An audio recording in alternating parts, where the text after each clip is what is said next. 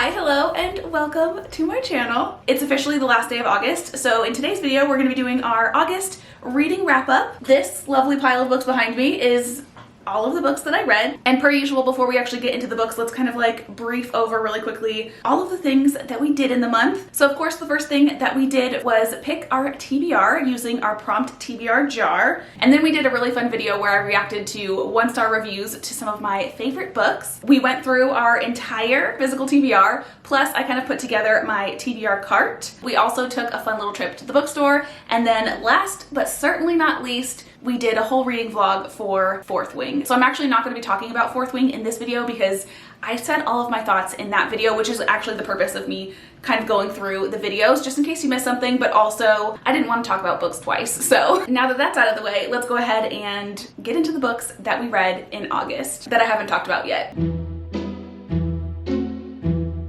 The very first book that we read in August was Big Swiss, and this was actually a book that I had you guys vote on a couple of months ago. I started it the month that I had you guys vote, but it took me a little bit to get through it because I don't think these types of books are for me. This is basically about a woman named Greta, and she is essentially a transcriptionist for a sex therapist. Greta becomes kind of obsessed with one of his patients, who she nicknames Big Swiss, and because the sex therapist lives in the same town that Greta lives in, she ends up coming across a lot of the patients, and obviously they don't know who she is, but she recognizes their voices, and so she like knows a lot about a lot of the people that live there, and eventually she does end up bumping into Big Swiss. So that's kind of the plot of the story, and it sounds so good. Like, as I'm talking about it, I'm like, ooh, that sounds like a book I want to read. But unfortunately, I did end up giving this a 2-star rating. It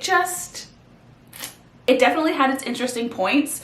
Like when she did run into people in town, she would be kind of like reminded of a session that she like just transcribed. So it would kind of give you like a fun little story about that person's like sex life or just like their marriage, that kind of thing. And also too, when she did finally meet up with Big Swiss, that definitely was when it kind of picked up for me a little bit more. But that didn't happen until like well into the story. And then also once that kind of came to a conclusion of sorts, like that kind of storyline wrapped up, there was still a good portion of the book left.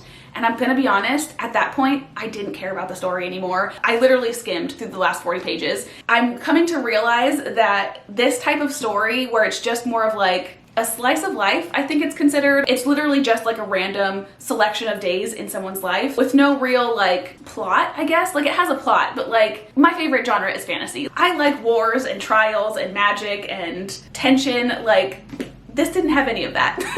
And it's really unfortunate because these types of books always have the most intriguing covers. Literally, this cover was the entire reason I got this book. Also, another book that I got specifically purely for the cover is, I can't even remember what the book is called. Actually, I have it marked in my Goodreads because I'm still like reading it. I've been like reading it for months now. Sirens and Muses. I've gotten 30% of the way through this book, and again, like this book, it does have its interesting moments, but like the overall vibe of it is very just kind of meh. The next book that I have to talk about is Twisted by Emily McIntyre. This is the 4th book in the Wicked Villains series, and I do have a little bit of a book unboxing to go along with this because I ended up having to buy this book twice. When I originally got my first 3 books in the Emily McIntyre series, I ordered them off of Book Depository, which doesn't exist anymore, unfortunately. When I went to go get the 4th book, again, because Book Depository doesn't exist anymore, I just got it from Amazon, and this is the book that I ended up getting. There is quite a significant difference in the height of the books, so that's not gonna fly. I can't have 3 books this size and then 1 random one this size. So I ended up ordering another version of Twisted from Blackwell's, which is a UK bookstore. So now I have matching sizes of my books. If you're not familiar with the Wicked Villains series, basically every single book in the series doesn't have anything to do with any of the other books, so you can read them in whatever order that you want. But also the kind of big hype about them is the fact that they are reimaginings of like really popular Disney movies. Also within that, the main characters, the love interests, are always the villains of those original movies. Aladdin was definitely one of my favorite Disney movies growing up, so I was really excited about this one. But I kind of have the same feelings that I did about Hooked. I did end up giving this one 3 stars. I definitely liked it, but because I read Scarred and Wretched before this one, and I really loved those ones, this one just kind of didn't give as much, I guess. But basically this one is about Yasmin, who is the daughter of the richest man in the world. And basically the book starts off with her dad being ill, and his last wish is to see her get married because she's basically been pampered her entire life, and now that her father is gonna die, he's like worried that she's not gonna be able to take care of herself. And that's kind of when the love interest, the villain, Julian, comes in. Stuck between a rock and a hard place, Yasmin strikes a desperate deal with her father's right-hand man, Julian, not realizing he has his own twisted agenda. So there is kind of like a fake dating kind of situation in a sense between Yasmin and Julian, but also it is a little bit of enemies to lovers as well because Julian does not like Yasmin. He just thinks of her as this like spoiled brat kind of a thing. But because of this like pressure to marry someone before her dad dies, they kind of strike a deal with each other, and he has his own ulterior motives and things like that. And again, it was a good story, but I definitely liked Scarred and Wretched more. So next up we have the entirety of the ACOTAR series. Technically I only read these 2 books this month, and all of these ones I read the month before, but we're gonna go ahead and talk about all of them because I did not end up talking about these in my last month's reading wrap up because this is a very popular series. I feel like everyone has read it at this point. So I thought it would be fun and safe to do kind of like a full spoiler reading vlog. Unfortunately, it just didn't end up working out. I do apologize if anyone was like looking forward to it because I did mention it a couple of different times, but I do want to try again with Game of Thrones, what am I saying? Throne of Glass. I do want to try again with Throne of Glass because that one actually I've been seeing a lot of TikToks recently about people. First off, a lot of people seem to like that series more than even the ACOTAR series, so that's very intriguing to me. But also I've been seeing a lot of stuff about people reading it in a specific order, and that sounds like a lot of fun. But for today, let's focus on ACOTAR, and I am just going to give you really quick brief thoughts on each book, which right off the bat, the first 2 books were definitely my favorites of the entire series. I definitely would give both of these books a 5-star. I really enjoyed them, kind of for different reasons, but thoroughly enjoyed both of them. The first book is kind of like a Beauty and the Beast retelling where we have Feyre and she kills a wolf, and because of this she ends up getting taken by a fairy and brought to his kingdom as kind of like punishment. It says, as she adapts to her new home, her feelings for the fairy, Tamlin, transform from icy hostility into a fiery passion that burns through every lie she's been told about the beautiful, dangerous world of the Fae. But something is not right in the fairylands. An ancient, wicked shadow is growing, and Feyre must find a way to stop it or doom Tamlin and his world forever. So yeah, so basically Feyre kills a wolf, she's taken by Tamlin to his court, which is the Spring Court, and his entire court just so happens to also be cursed, and Feyre is basically trying to break the curse. And that's definitely a very intriguing kind of like concept to me, but what I found to be like my most favorite part about this book in particular is I feel like this book was kind of like 2 books smushed into one. So the first half of this book is basically everything that the front cover talks about. It's kind of like the Beauty and the Beast kind of romance kind of situation between Feyre and Tamlin. But then the second half of the book kind of takes like a crazy turn. She's still, like Feyre is still trying to break the curse, but she kind of gets thrown into this like one-woman Hunger Games type of situation where she's got these trials that she needs to complete or she'll die. But then also in this book we do get introduced to Rysand, who is basically like the High Lord of the Night Court. And then as far as the rest of the series goes, I don't want to ruin the storyline for anybody, so I'm not going to talk about the plots of each book, but I will tell you how I felt about them. So again, the second book was the other one that I gave 5 stars to. I really liked this one. I feel like this one is where like the adventure kind of really started kicking in. And as far as like the romance goes, I will say that this one had kind of like a love triangle type of situation. So it was really good. And then we have A Court of Wings and Ruin, and this is the 3rd book in the series. This one I would definitely give, I think, like a 4-star rating to. I still really love this one, but there was kind of like a war aspect about this book that I was kind of waiting for the entire book, and it didn't happen until like the very end. So I got a little impatient with that, I guess. But then also the other thing that really kind of like bothered me throughout the entirety of the rest of the series, honestly, there's a certain character that his story just kind of went off the rails. And I feel like in this book specifically, they really tried to make him out to be this like horrible, wretched person. And yes, some of the things that he did were not great, but I don't feel like he deserved what the story ended up giving him. By the time we ended the entirety of the series, I just felt really bad for his character. This one ended in a way that felt very much like an ending. So I was actually kind of surprised that we had 2 more books in the series. But after reading these 2 books, I feel like this one did kind of end the story, and then these ones are just kind of like extras. So that being said, these ones were kind of like my least favorites. I would probably give both of these like 3.5 stars, something like that. For the 4th book, A Court of Frost and Starlight, even just from reading the synopsis, but then also after finishing the book, this one really reminded me of shows like Friends and The Office, stuff like that. They always have that like Christmas or Thanksgiving episode that they do every year.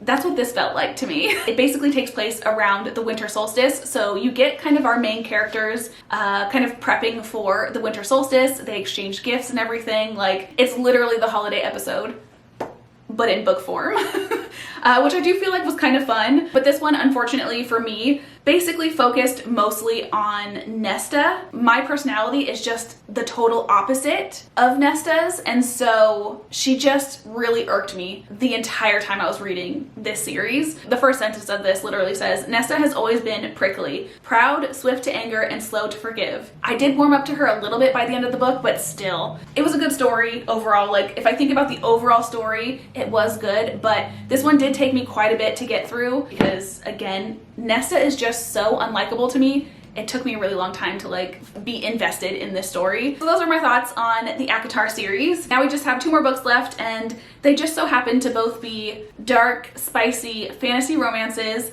and they're both about vampires, which are kind of like my new favorite thing when it comes to smut. With like the biting and drinking of each other's blood and things like that. Like, I feel like that should be something that I don't like when it comes to smut, but I do. I really do. Anyway, so the first of the 2 that I read was The Queen of Myth and Monsters, and this is actually the 2nd book in a series. The first book is called King of Battle and Blood, and I'm gonna go ahead and talk about the synopsis of that book because this is, again, the 2nd book and I don't want to give anything away. Basically, there's a vampire king and he's kind of taking over all of the territories, and Isolde is the princess to one of those territories, and her father, the king, ends up marrying her off to Adrian to kind of keep her or his territory safe from the vampire king. And then the rest of the story is basically her trying to like figure out how to navigate the vampire king's kingdom, essentially. But what I really love about this series particularly is Isolde is not going into this as this like meek, weak little like princess. She definitely knows how to defend herself. She has no problem defending herself. She's just like a really strong female lead from the jump, which I really love. Like, a lot of these books, I feel like they have to do training and things like that, which I do really love in stories. I'm definitely not bashing that kind of process, but this one wasn't needed. She like already is a badass. And then from the title, obviously, The Queen of Myth and Monsters, this one kind of focuses more so on her reign as queen of the vampire kingdom, whereas the first one was kind of like the process of her becoming the queen. Now, last but not least, we have The Court of the Vampire Queen, and this one was a little disappointing, not gonna lie. This one is basically about Mina, who has kind of grown up as like a half human, half vampire, so she's always been looked down upon. And she's basically given up by her father to Malachi, who's supposed to be like this really super powerful vampire, and she's basically given to him as a food source, but then also essentially just as someone to further his line. Malachi is not a vampire to be trifled with. He rules with an iron fist and has a reputation for the darkest of sins.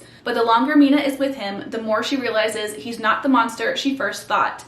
And as fear bleeds into lust, then trust, then something more, Malachi opens Mina up to a world she never knew could be hers for the taking, including the love of Malachi's 2 closest friends and companions. The reason I purchased this book in the first place was because this one was described as a reverse harem. So basically we have the vampire queen and then 3 dudes. I'm coming to find with like Spice and Smut that I really like the multiple partner situations. To me, it kind of gives off like a little bit of like that found family vibe, but make it spicy.